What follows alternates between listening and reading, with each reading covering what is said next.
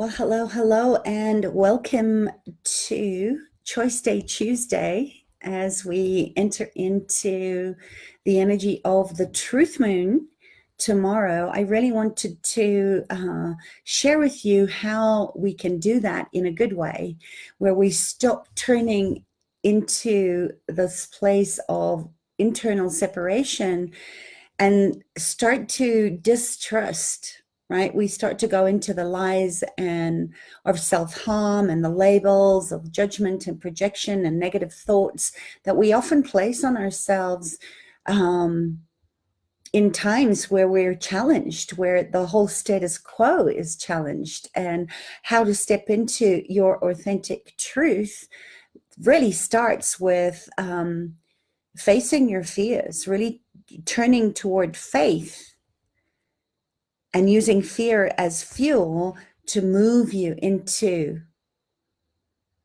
an intimacy, a new way of being with yourself in a good way. So if you're new to me, welcome. It's great to have you here. And, we need you right now. We need you to turn toward the fear rather than move away from it. And we need your voice because there's only one of you.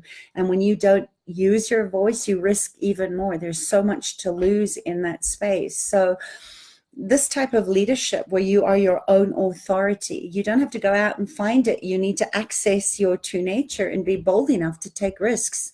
This is the time that we're being called into to do things differently, to speak your truth and listen with your whole heart and mind and spirit and soul, with your whole being.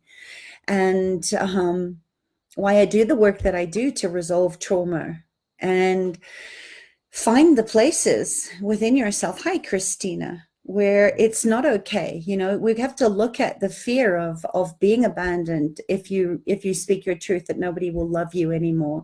If you show up fully in the world, that other people are going to judge you, or other people are going to be jealous of you, or other people are going to try and take you out, which is all an absence of love. So if you're willing to face those inner demons that are telling you, stay small, don't talk, be quiet, be a good girl, and really step into ourselves in a good way, this is where community is so important, having the right community that supports you and owning your courageous voice and braving your wilderness, because you're tapping into your internal guidance system. That fear actually is your best friend, because when you stop running from fear and you stop thinking something's wrong because you're afraid, it's not that you're never going to be afraid again. I'm terrified a lot of time, and when fear comes up, I've learned to go, okay, good. I must be really close to something changing and shifting. And I'm talking about the difference here between what we call physical fear, like where you're physically endangered, right? Rational fear. There's a bus coming towards you, or you're walking through a dark alley and you get those sort of prickly feelings on the back of your neck. I'm not talking about instinctual fear that helps keep your body alive and keeps you safe. I'm talking about irrational fear that's generated in your mind from the worst case scenario, the what ifs. What if this doesn't work? The voice that says you're not good enough, that if you step into lionhearted leadership, you're going to, be cut down, where that judgmental voice thinks you can't do that because of fear of some kind of loss. And if you start paying attention to that fear and what those voices are really saying in your head, what you're going to start to learn is what your old beliefs and agreements that are no longer serving you, that are keeping you stuck in those lies and limitations, that are keeping you from your wisdom, keeping you from your leadership are. So I want you to invite you to turn toward your fear. Start listening to your mind from a curious place, right? A beginner's mind. Then you can start to decide, is this serving me or is this limiting me? And you can start to be more in choice, right? Which is Tuesday Choice Day. Because that's key to transforming everything and start spreading your wings. Is you have to be willing to break out of these old paradigms, these old cocoons that are, well, they feel safe, but they're actually limiting you. And learn to take on things that you haven't done before, because learning and comfort cannot coexist. And just think about that growth and comfort cannot coexist. Growth means you're on the edge of your comfort zone. You're finding what your edge is. And there's a difference between growing yourself and throwing yourself over the edge, right? Literally taking a leap of faith, that you have to do this, because if you don't, nothing's going to grow and evolve. And oftentimes we're too way far from our edge, where we don't want to push ourselves. We don't go near the edge because we want to stay safe, but the safety is not real. When you're on your edge, that's where the most growth happens, where you really are a little bit terrified on the inside, but you stretch into it anyway. And that's really where I want you to explore, because we're on the eve of the truth moon.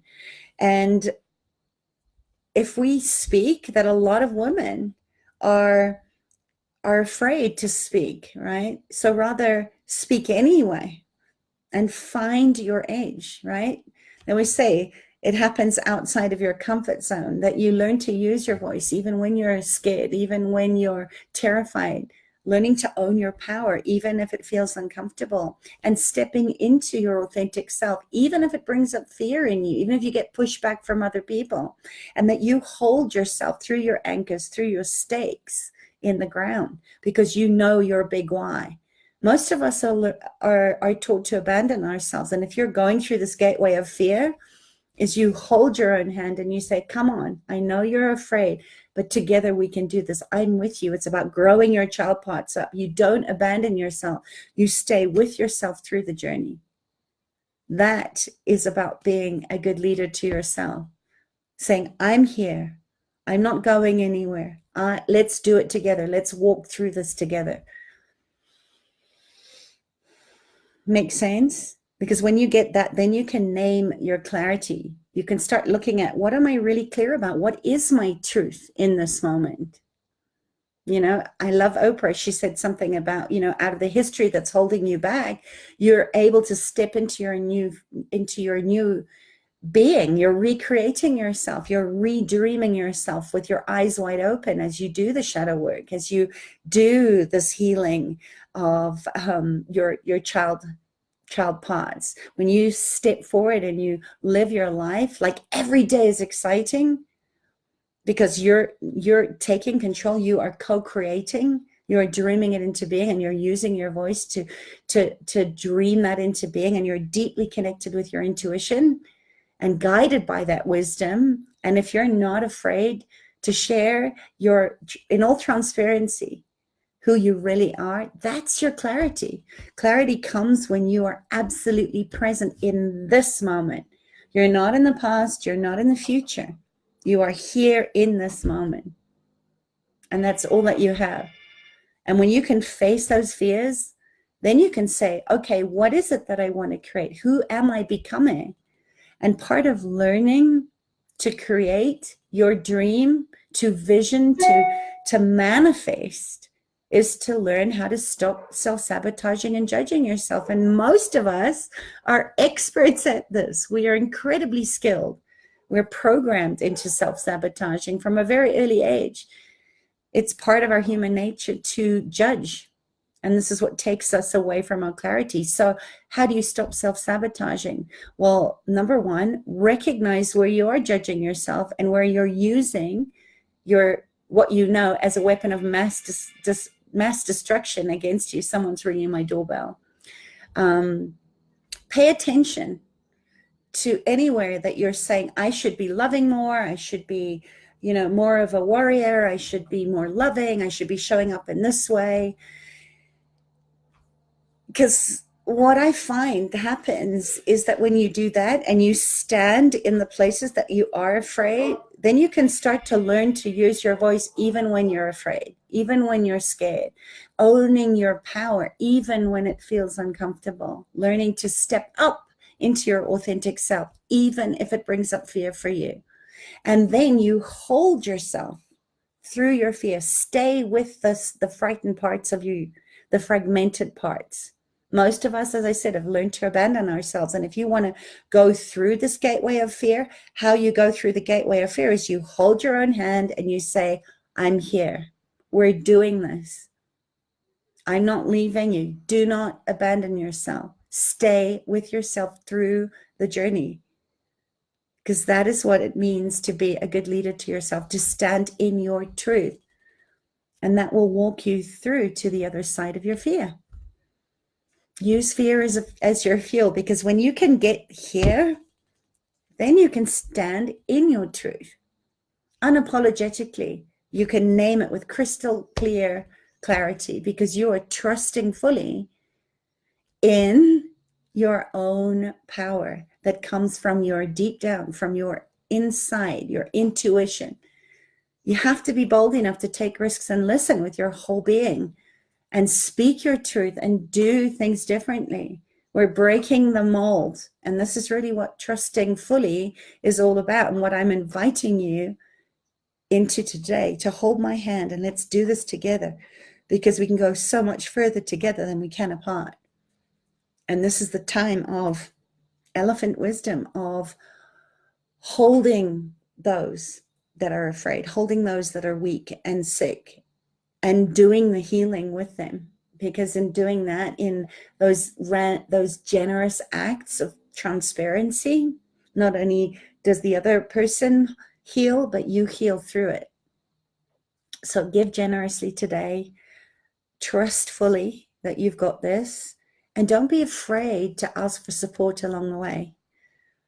I'm on a mission to get women to wake up to their omnipresence, right? Their omnisexualness, their feminine fierceness that is so needed and so being called for at this time in our evolution as a species.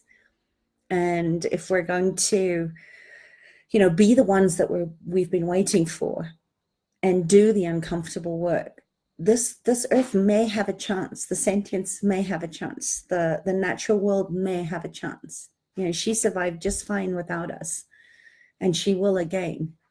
But when we can stand in that place of fear and discomfort and own our part in the destruction, then we can use that, burn it up, and use the ashes to create new fertilizer for new seeds of consciousness that we're all hungry for on the planet. We're all hungry for change.